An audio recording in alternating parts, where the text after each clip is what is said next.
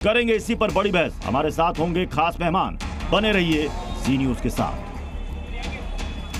तो चलिए सबसे पहले अपने पैनल से आपको रूबरू करवा देता हूं। हमारे साथ शहजाद पूनावाला बीजेपी के प्रवक्ता इस वक्त जुड़ रहे हैं। हमारे साथ हैं कपिल श्रीवास्तव समाजवादी पार्टी के प्रवक्ता, हाजिर अंग्रेज हैं AIMIM के प्रवक्ता, कामरान मलिक साहब हैं इस्लामिक रिसर्चर हैं और लॉयर हैं, फिरोज बख्श साहब हैं पॉलिटिकल एनालिस्ट हैं, और शादाब शम्स जी हैं जो कि चेयरमैन है उत्तराखंड वक्फ बोर्ड के। मैं सभी मेहमानों का रुख करूंगा, लेकिन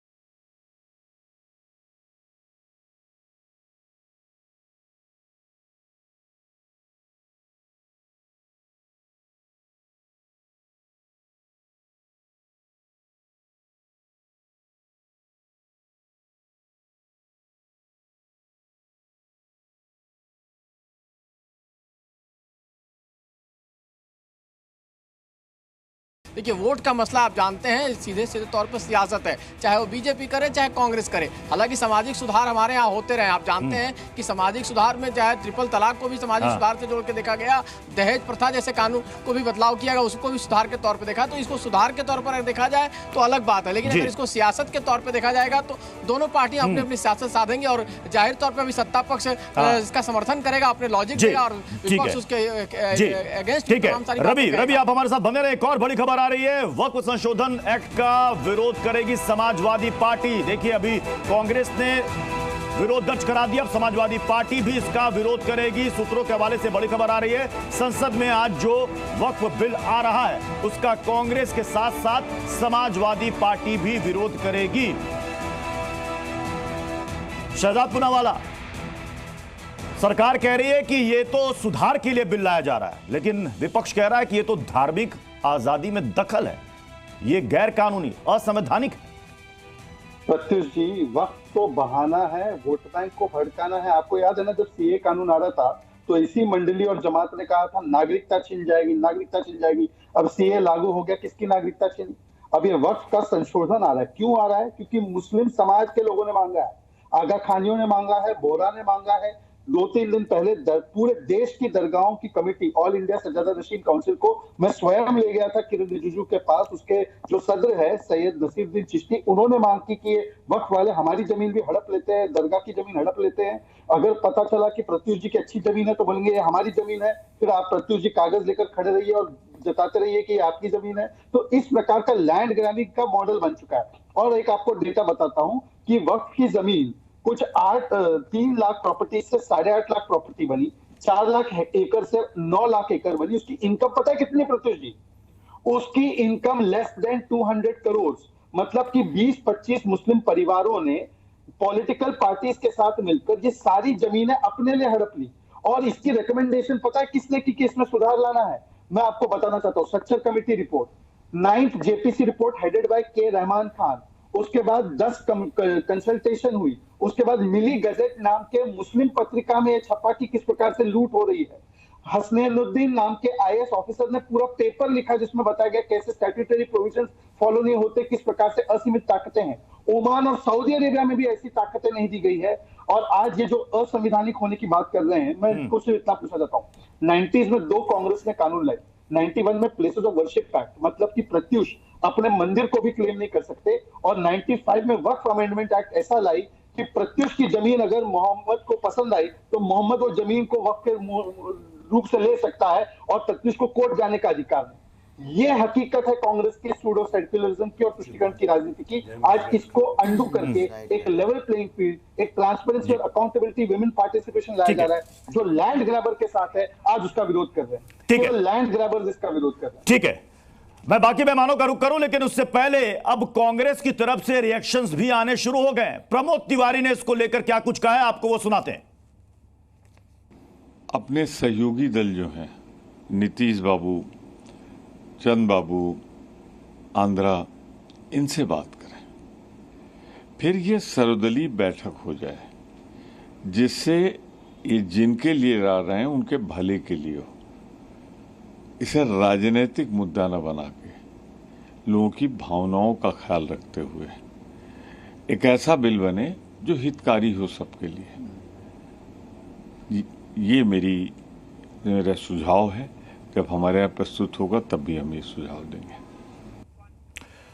तो प्रमोद तिवारी का बयान आपने सुना। शिवसेना उद्धव गुट की सांसद प्रियंका चतुर्वेदी ने वक्फ बिल पर कहा है कि सबकी सहमति से ये बिल लाया जाना चाहिए, यानी कि इसमें विपक्ष की भी राय ली जानी चाहिए, तब ये बिल लाना चाहिए।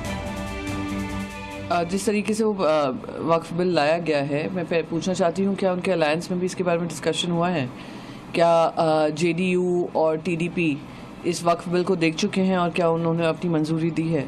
और अगर ऐसा नहीं हुआ है तो इट इज़ ओनली इम्पॉर्टेंट कि एक इम्पॉर्टेंट बिल आता है तो उसको सही तरीके से हर एक पार्लियामेंटेरियन हो, हर एक पक्ष हो, हर एक स्टेक होल्डर हो, उनकी सुनवाई हो और उसके आधार पे जो भी अमेंडमेंट्स करने हैं वो अमेंडमेंट्स हो। हाजी अंग्रेज, मुझे एक बात बताइए, असदुद्दीन ओवैसी कह रहे हैं कि धार्मिक आज़ादी पर यह दखल और यह हमला है, मुसलमानों की प्रॉपर्टी छीनी जा रही है। इस बिल में तो ऐसा कोई प्रावधान प्रस्तावित ही नहीं है कि आपसे आपकी जमीन छीन ली जाएगी। देखिए, मैं क्या कह रहा हूँ, और जो हमारे सदर साहब ने कहा, बैरिस्टर साहब ने, कि वक्फ बोर्ड संशोधन बिल हमारे लिए एनआरसी होगा, उन्होंने क्या गलत कहा। और पहले इनकी मकसद था कि हमारी जो है नागरिकता छीन ली जाए। अब आपकी छीनी क्या?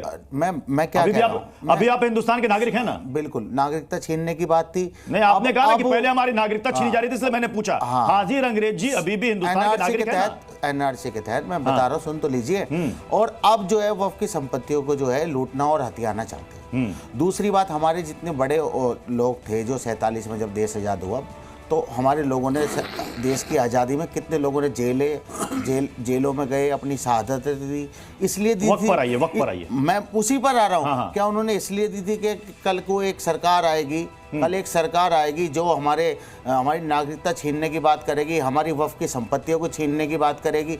तो इस तरीके का जो माहौल बना जाता है और झूठा नैरेटिव फैलाया जा रहा है। अभी शहजाद भाई पूना वाले जो हैं, उन्हें ये पता ही नहीं है कि ट्रिब्यूनल में कौन लोग बैठते हैं, सर्वेयर कौन होता है, कौन तय करता है, स्टेट गवर्नमेंट तय करती है।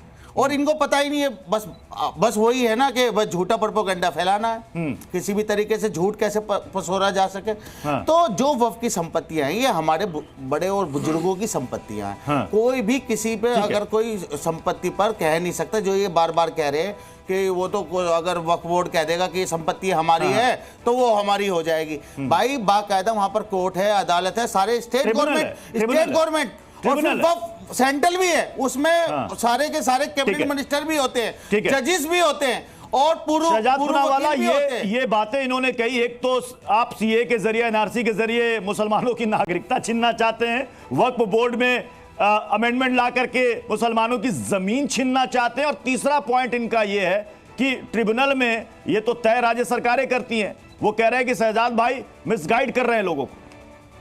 चलिए प्रत्युष जी, आप और मैं मिसगाइडेड है। मध्य प्रदेश के हाई कोर्ट के जज अहलूवालिया जी की बाइट आपने सुनाई ना, उनका पूरा वक्तव्य आपने सुना है ना जी ने, मेरे पास मैं चला सकता हूँ। अच्छा, बाकी चीजें छोड़ दीजिए, रंगरेज भाई वैसे मेरे अच्छे मित्र हैं, मैं उनसे एक ही चीज पूछना चाहता हूँ।